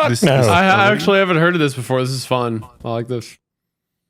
Step 4, the same goes for anyone in the lobby. Do not get on with anyone, even a stranger. This is why the ritual is frequently done at night when it's quieter, and thus you have more unfettered access to the elevators without the likelihood of any intruders. Step 5, once you get on, press the button to go up to the 4th floor. Step 6, do not get off on the 4th floor. Stay on the elevator. Press the button to go down to the 2nd floor. Step 7, do not get off on the second floor. Stay on the elevator. Press the button to go up to the 6th floor. Step 8, do not get off on the 6th floor. Stay on the elevator. Press the button to go down to the 2nd floor again. Step 9, do not get off on the 2nd floor. Stay on the elevator. Press the button to go up to the 10th floor. And at this point, some claim you may encounter a mysterious woman who enters the elevator. The legend warns that you should not speak or look at her. She is not human. Step 10, do not get off on the 10th floor yet. Stay on the elevator. Press the button to go down to the 5th floor. If the ritual is successful, the woman may get on the elevator again. You must avoid any interaction with her. Step 12. Despite that, do not get off on the 5th floor. Stay on, even if the woman is with you. Press the button to go down to the 1st floor. Once you press the button for the 1st floor, there are 2 possible outcomes. If the elevator begins to go down to the 1st floor, then the elevator game ritual has failed. If, however, the elevator ignores you and rises to the 10th floor, the elevator game ritual has succeeded, and you have now entered into a different dimension. Congratulations! It's unknown exactly where this ritual came from, outside of it being a modern supernatural ritual that likely began circulating in online forums and message boards in South Korea. It generally fits with the genre of ritual games that are common in urban legends and creepypasta culture, such as, your Bloody Marys or the Midnight Game, for example. They're not rooted in any level of historical or spiritual belief, but are more commonly a game or idea intended to spook people online. However, you can of course see why people have brought this up, as Elisa is in the famous elevator footage is pressing a lot of different elevator buttons and also appears to be talking to someone unknown. Was she playing this eerie elevator game? Was she talking to the woman and thus failing the ritual? What do you guys think? No. Okay, for one, no, clearly, but that is really cool. That's interesting. I love stuff like that. I've never heard of that, but I love stuff like that. That actually, it sounded familiar because in the video game I covered, Faith, the Unholy Trinity, you get to a different dimension by using the elevator, and I think you actually hit it in that order, 4, 2, 6, 2. So it's probably, I'm sure it's just based off of this. But yeah, you play the elevator game in that game. It's, how do you guys feel about elevators? They fuck me up a little bit. Why? They make me really dizzy. They make me very dizzy. Vertigo? You might have vertigo. I do have vertigo. Sometimes I wake up and I have to lay down. I have to do like these Epley things to make my head stop spinning. Yeah. Yeah, no, I'm fine with elevators. I'm normally chill with them, but if I think too long about, like, I'm going up really fast right now over a cavern, and then it kind of messes with me. Same with flying. Like, if I think about it too hard, it messes with me. Yeah, you gotta push that from your mind when you're flying, like how far up in the sky you are right now, and there's only like a thin bit of, well, not thin, but like a bit of metal underneath you separating you from like thousands of feet of free fall. Mm-hmm. Yeah, and you're just gonna get to think about it the entire time you're falling. Yeah, yeah. The elevator thing, I have to look up whenever I'm going up. What? I have to look up so it doesn't make my head spin. It's really weird. So he can feel like he's flying. So he can feel like he's taking off. Yeah, if I got in an elevator with someone and they were just looking at the ceiling, I would not get on. I would stay. Dude, off. I have to. I literally have to stare straight up, and whenever I go down, I have to look straight down. I'm fucked. What if you do the opposite? What if you're going down and you look up, and then if you're going up, you look down? That's fine. That works. You enter a different dimension. That's your own elevator game. Oh my gosh, my Northern Virginia elevator game. Yeah, that's how you do it. Yeah, we don't have many elevators up our. That's crazy. Is it like, so is it to stop yourself from getting dizzy, or is it a OCD thing or something? It's probably a bit of both, to be honest. I got some serious mental disorders, but the dizziness is definitely the main thing. It's like it lasts for a while. Like if I look straight and I go up an elevator, I feel like I'm flying up for like a while after. Mm-hmm. Which is weird. I get that. I get that when I'm like at the top of, let's say, a skyscraper and I look out the window, I get that sense of dizziness then. But I go not so much when that's the noise you make. Yeah, my legs go like a skeleton. Yeah, I don't trust myself around the edges of like, yeah, dude, I'll fucking jump. Well, yeah, or get pushed or trip or something fucking cartoonishly stupid. Yeah. Yeah, what's that called? Not the fear of the void. There's a French term for it where Call of the Void, yeah, where your instinct whenever you're like in one of those situations is to just jump. Like your brain just won't shut up about it. I have that, even though you don't have any kind of like suicidal tendencies or anything, but you just can't stop yourself from thinking like, jump, jump. Is the movie Hereditary with all the Colin Stetson music, where it's just like really weird, sort of ethereal instrumental music? It's like with like weird shit playing. It's been a while since I've watched it. That's a great movie, by the way. But that's the type of thing. Whenever I do have the Call of the Void, I've never heard of that before. I'm gonna have to research that, because like there's sometimes where I have like really weird trance like moments where I feel a call of something, and it's to do something, and I'd have to like break away. I think that's just the autism, but okay, yeah, maybe. Call of the Void. Well, no, wait, aren't intrusive thoughts actually like a sign of ADHD? And I guess Call of the Void would be part of that. Oh yeah, I have terrible intrusive thoughts. Yeah. Especially when driving alone. Yeah, Call of the Void, there's a term in psychology, lapel du vide. I think that's it. Yeah. You made that up. No, it's a French term. No, it's a term. It's used in like, shut up. It's used in like French is a made up language, to be clear. Kind of like Australian. You moved off. Oh, damn. I was going to give you credit. credit for moving on from Australia. It's an idea that like you have these moments whenever you're faced with like a very high level of like being off put. Like maybe you're driving and like the car swerves for a second, or you're standing on the edge of a bridge, right? And there is this part in your brain that's like categorizing what you're not supposed to do. And it initially categorizes it as like, do it, right? Like jumping or swerving into traffic or stuff like that. Yeah, I love doing that. Yeah, my favorite. It's like self-destructive thoughts that just it's in my head. Meant to. It's like, they're not meant to. Yeah, it's like it's a brain categorization issue, like, I think. What's this? We're not supposed to be doing that. You're supposed to be telling me to do the opposite of that. Yeah, self-preservation. What's that all about? Who's this guy in my head saying, do it? Drive into oncoming traffic. I don't know why, but you just sound like Jim Carrey to me. And I'm imagining Jim Carrey like whispering in my ear telling me to do it. Like, kill myself. I'm not going to do it, Jim. All right. Who wants to take foul play or murder? I can do it if you guys want. Yeah, go for it. Go for it. Though many have attributed her strange behavior on the surveillance footage as Elisa talking to a paranormal entity or something along those lines, could she have actually been talking to someone who was physically there but was out of sight of the cameras? In the video, she was hiding, scared, and it looked as if she was trying to run away from someone. When Elisa was found, she was discovered naked, leading to many suspicions about there potentially being another person who may have instead dumped her body into the water tank. There are also conflicting statements on whether the hatch of the water tank was shut or open when the maintenance worker went to check and found her body. If the hatch was closed, this raises a lot of questions, as it would have been very difficult for someone to fully close the hatch once they were inside. It does seem the general consensus is that the hatch was open. However, when the hatch was open, however, when Elisa was discovered. There was no physical trauma or evidence that there was foul play, but to many, this does not rule the theory out. Someone could have murdered Elisa and then placed her body in the tank to fake a drowning. Many actually blame the Mexican death metal musician who went by the name Morbid, real name Pablo Vergara. What? Really? People actually blamed a guy.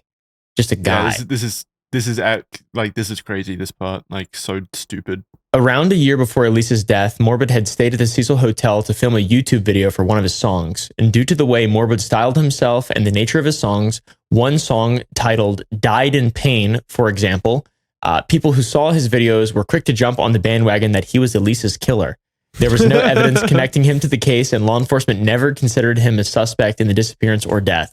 That did not stop the internet sleuths, though, who believed because he stayed at the hotel a year before and sang about the death, he must have been the one who committed the act. That is fucking insane. That's seriously the only evidence they had as well. Like, that is wild. I looked into it. There's no other connection to this other than Literally he stayed not. at the hotel at some point in his life and he's a death metal musician. Yeah. That's it. Yeah. And people go hard on this theory too. Quick, get him. He's Spanish. Yeah. He's kind of weird. Now, if he was Australian, I would. Oh yeah, then I would I hear him out. This would be a different message here. Yeah, this would be a different message. Yeah. Yep. The web sleuths go on with their lives like nothing happened here, but they really turned my life upside down. I do feel like I have lost my freedom of expression. I actually haven't made any more music. when I try, it's not the same. That is so sad. And also almost funny a little bit to me for some reason. Vergara explains, I'm trying to rebuild my life and everything, but it sucks. Every day, it's never going away. And now I have to live with it the rest of my life. That's fucking crazy. So thousands of people were like, you are a murderer. You killed this woman. And they ruined his life. He got so much hate and like vitriol from online harassers that's fucked. I mean, this is serious. This is like super serious. He got so much of that allegedly that he attempted to take his own life as well. Oh my God, I didn't know that. Psychiatric treatment for the harassment. Fuck. Yeah, it's sad. I don't understand. I don't understand why people do this. Like, remember the fucking Reddit Boston bomber shit where they tracked down some dude that they believed that it was? Yeah. It's vigilanteism and internet sleuths go way too hard on this shit. Yeah, it's fucking crazy. Well, have you seen that thing that's going on right now with like the Smart Schoolboy 9? What's happened lately? Oh yeah, dude. People keep saying it to me. What is this? Can someone explain to me? I haven't looked it up yet. I just filmed the video on it yesterday. Okay, a short version for Jackson, because that's a whole rabbit hole to get down. Okay, yeah. Is it's a guy who pretends to be children online and is very clearly a child predator, right? Oh. And it's like, it's very creepy because he's like using these fake accounts to talk to other kids and pretend to be one and stuff like that. But so people have like tracked him down, but now so many person people are like going to his house and throwing bricks through his window and harassing him and stuff like that now the police are like protecting him because they're afraid someone's going to kill him. So it's like complicating the investigation, and it's like that. Yeah, vigilanteism is just like hurting the case or any chances of this guy actually going to jail. I mean, we see that as well in like online predator chasers or whatever they call predator hunters. Yes, where they just show up and beat up a guy. Yeah. And it's as cool as that is, obviously, to beat up pedophiles. It does obviously no good detract. It doesn't lead. And plus, to like a lot of these cases. guys, now that it's become an industry and now that it's like industrialized, I've seen some videos of them like they'll find a guy online who's like clearly mentally ill. And they'll be like, I'm 16. And it's like, this person can't, like, yes, it's wrong for them to do that, but they're clearly like, so far out of their mind that it's not a moral culpability. It's just that they can't control their actions or they're not responsible for their actions. And they'll just show up and beat up like a mentally ill person. Like it's insane the level. It really is crazy. It really is crazy. You're talking about the it's an industrial revolution of just fools beating up pedophiles for clout. It is now a profit margin. So now you min-max it, right? There's ways to get it done quicker, more efficiently. Yeah. Like it's insane. Because you beat someone up, what are they going to do? Fucking go to the police? Exactly. Yeah. Yeah, they're fucking pedos. Just do whatever you want. And you can ruin the chances of that ever be like at least that one guy who got all the flack for not handling the EDP situation well. Alex Rosen. Alex Rosen. At least now, like in investigation since he involves the police, there's actual convictions that come of it, stuff like that, versus these other guys who are just like, we're going to beat up a guy on camera and that will never go to court because of that. The ultimate goal should be for the predators to face legal repercussions to get them hopefully jail time and registered on the sex offender list. Absolutely. To do that, you need the cooperation of law enforcement. And if you do these amateur like predator stings where you're beating them up and shit like that, there's no amount of evidence that the legal system would be able to use in that situation. Yeah, because you've tainted the entire investigation. Yeah, you've tainted it all. It's dangerous. Yeah, it's pretty fucked. You're beating them up, but you're actually helping them in the long run. So that's cool. Yeah, you're preventing them from actually having to answer for their crimes legally. But hey, you got a lot of views on the YouTube video, so you got money from it, I guess. Cool. Yeah. There's one video though that I love. It's this guy who gets caught at CVS, and he's like this little Asian guy, and and he's like, "I was here for my poop pills, my poo pills." Yeah, that one's wild. I love that video. He like starts freaking out. Yeah, my poop pills. And then he drives away in his Nissan Juke and crashes it. So weird. But anyways, while some people believe that there was a killer, there has been no evidence that directly contributes to that theory. There was no evidence of trauma, sexual assault, or physical injury, and investigators found no evidence of a struggle or foul play at the scene. Her body showed no defensive wounds or marks that would suggest a violent altercation. There was also no footage showing another individual and no evidence of anyone else being involved. It would appear highly unlikely that someone was involved in the disappearance and killing of Elisa Lam at this point in time with the available evidence. That's what they want you to believe, right? I mean, clearly Morbid, the musician, is very good at killing people. He's like a world-class assassin. He's able to kill people without leaving a trace of evidence on their body. Dude, you can't say that about the poor guy. Poor Pablo. It's fucked up. It's fucked up what happened to him. He didn't deserve that. That's really fucked up. Yeah, that sucks. The cover-up. Cover-up time, and I think Isaiah is best suited for this. All right, cover up. Here we go. So, however, here's where things get interesting when talking about the available evidence. We come to the cover up idea. The cover up theory comes from eagle-eyed watchers of the surveillance footage who notice possible discrepancies in the timestamps. The footage is blurry, but around 2:30 minutes into the video, Elisa leaves the elevator and the footage keeps rolling. However, some think the timestamps were messed with, ultimately deleting 53 seconds of footage. There are other commenters that believe that some parts of the video had been slowed down or edited. At 2:57, the elevator door closes, but it appears to sort of jump shut, adding fuel to this speculation. If the footage was edited, then why? Yeah, wait. Go back to the video. Let's watch this. Go to 2:57. It actually does jump forward. The elevator door. It's very, does seem to have been adjusted in some way. My thought about it is that it's probably just like really old, unreliable equipment, right?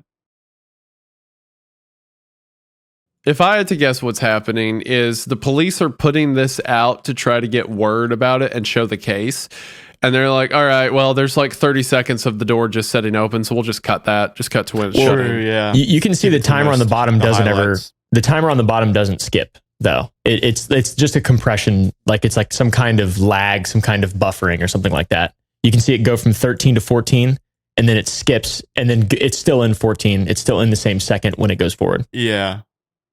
Yeah, it's just some kind of encoding thing. Yeah. It's just like okay. Is that in? It could be. I'm not saying you're wrong, but is that timer down there the security footage from the hotel's timestamp, or is that the police's timestamp? I can't really make out. Yeah, I don't know. This to me, it looks like it would be closed circuit analog timestamp.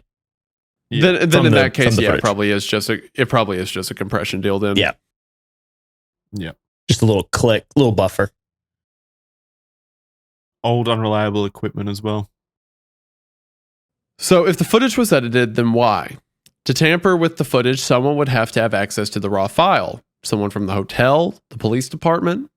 Some believe that the hotel was trying to cover up negligence, like a possibly faulty security system, as an attempt to salvage their reputation, which, as we've discussed, had been pristine before the disappearance of Elisa Lam.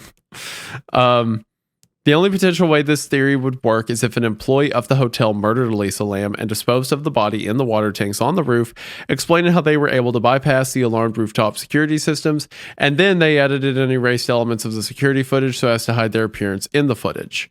Yeah, if that was the case, hiding them in the water tank is a horrible idea. Yeah, so they would have known that they will find that. The maintenance workers, like, I know where I'll hide it, in the body of water that feeds the entire building that people are going to immediately complain about. That theory would make sense if it was someone who murdered her and then like skipped town, because that buys you like at least a few days, right? Putting it in the water. But then they would have to be able to access the video file as well.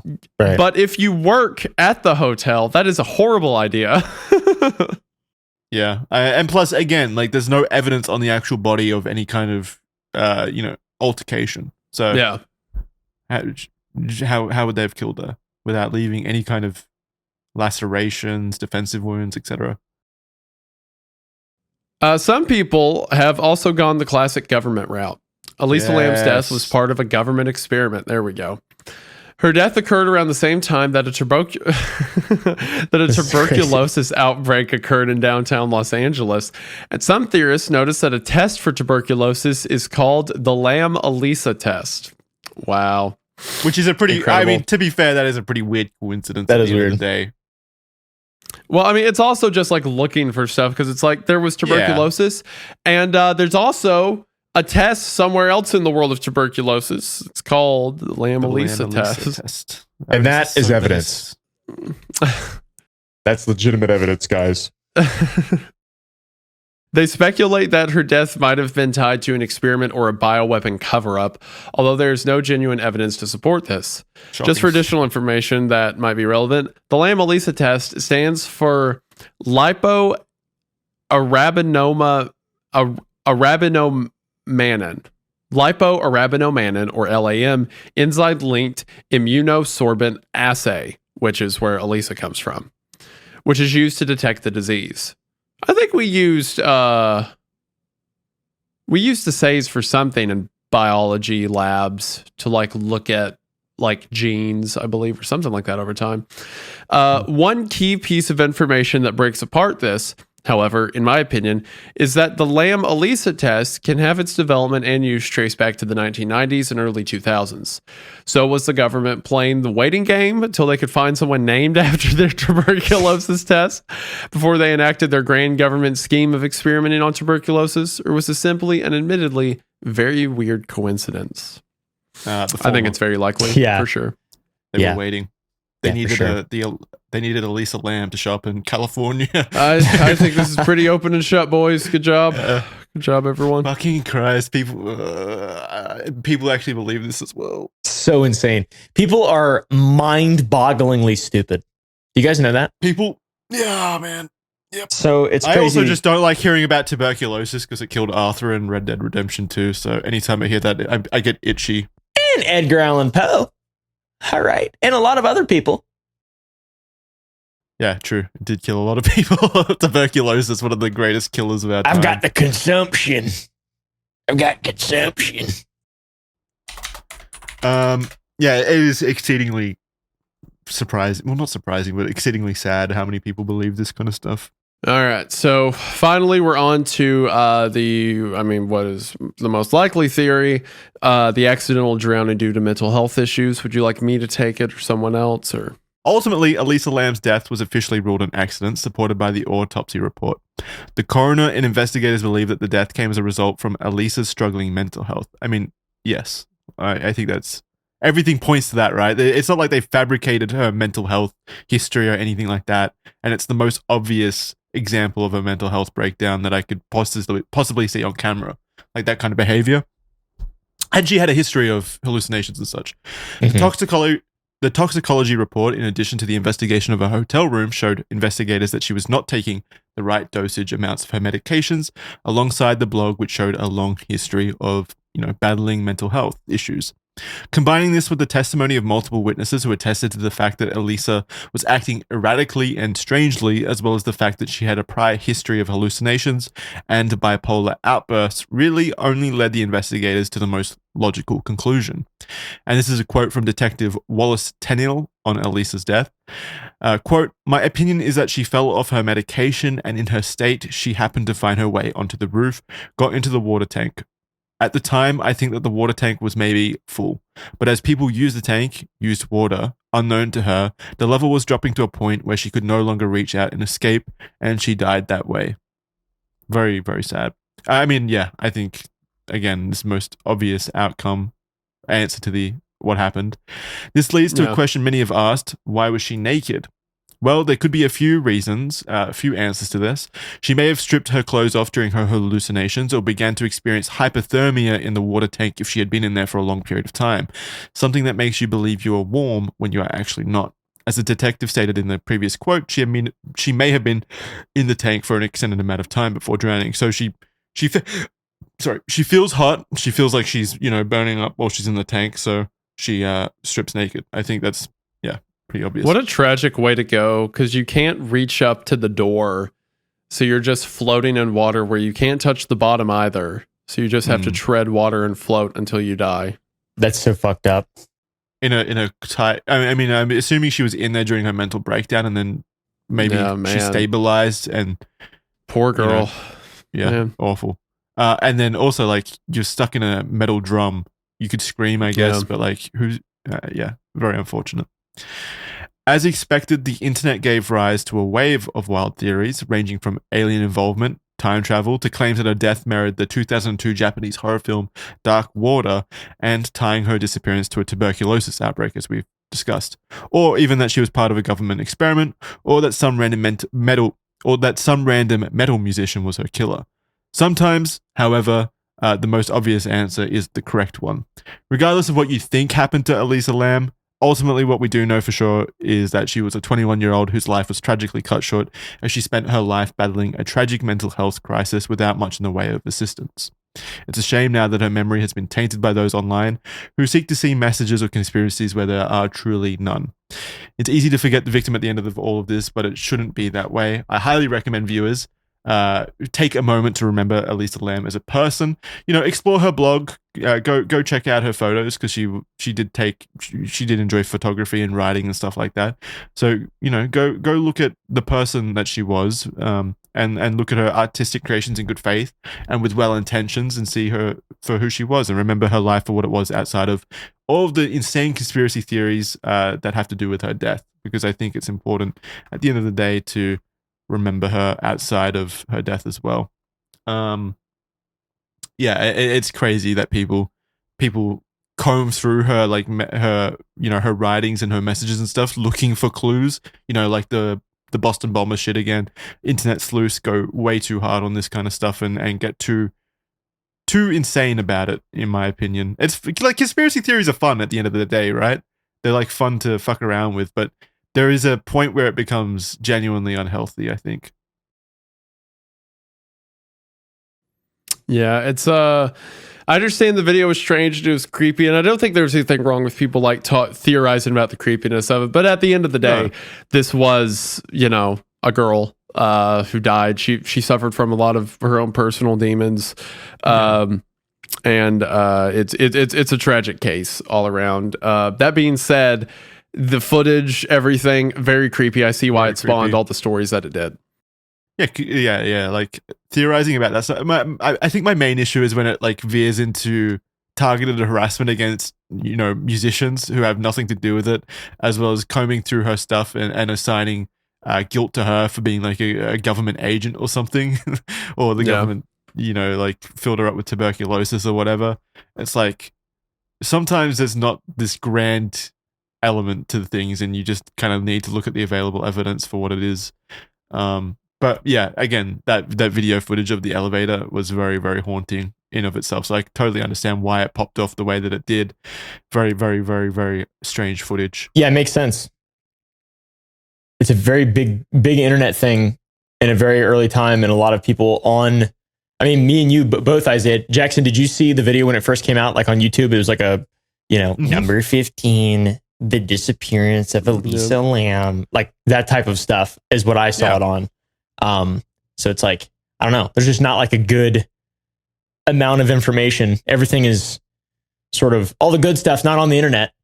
So you just get the shit, and it sucks that like this person has just been like dragged so much. It's good that like the mental health stuff, because like Isaiah said earlier, I don't remember any of that when it first happened. It was all just like total speculation, like this crazy mystery, this insane cold case. But it's not at all. It's like she just was not well.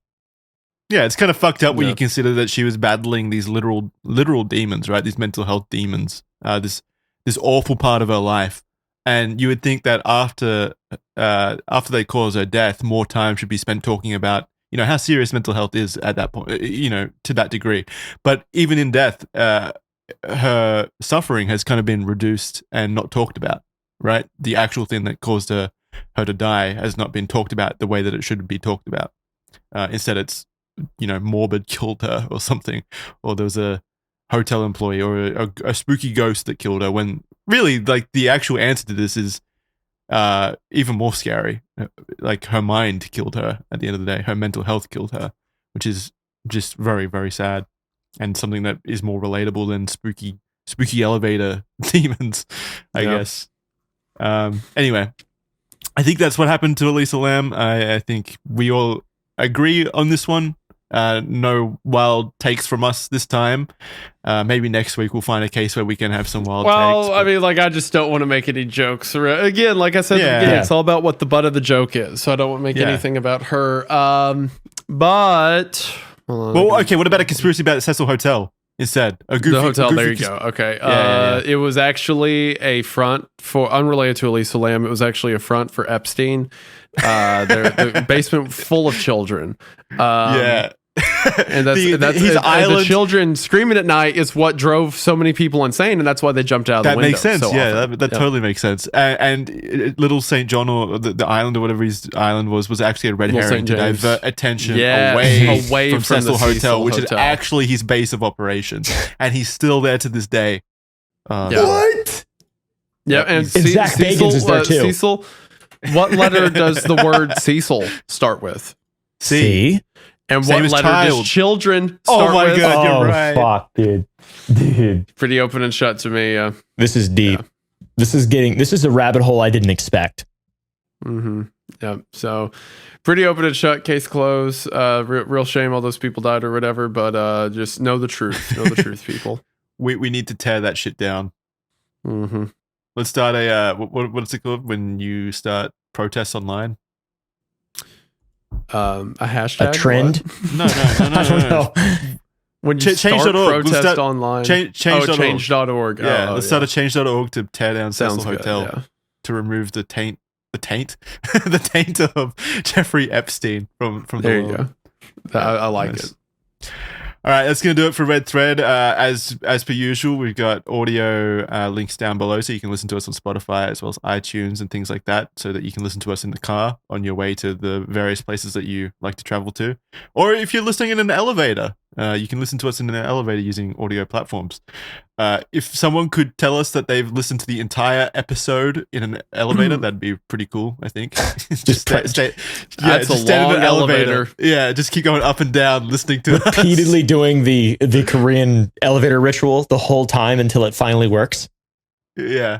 Oh, yeah. Actually, someone out there in our audience do the Korean elevator theory ritual thing, and let us know how it goes. Let us know if you can get to a different dimension using that. I'd be interested in knowing. Show notes down below, so you can read, all of our sources and stuff. So everything's linked below. Just go to the description. Big thank you to the sponsors for this episode again. That's Rocket Money and ZocDoc. Big thank you, and thank you to you two for joining me. Less thanks to Isaiah for really putting me in my place about my Australianism. As you deserve. I enjoyed that thanks part. for that. That was good. Thank you. Thank you. Damn Americans. That's gonna do it for this episode. Thank you. We'll see you next time on Red Thread. Bye, guys. See you, fellas. Thank you all for watching. Bye.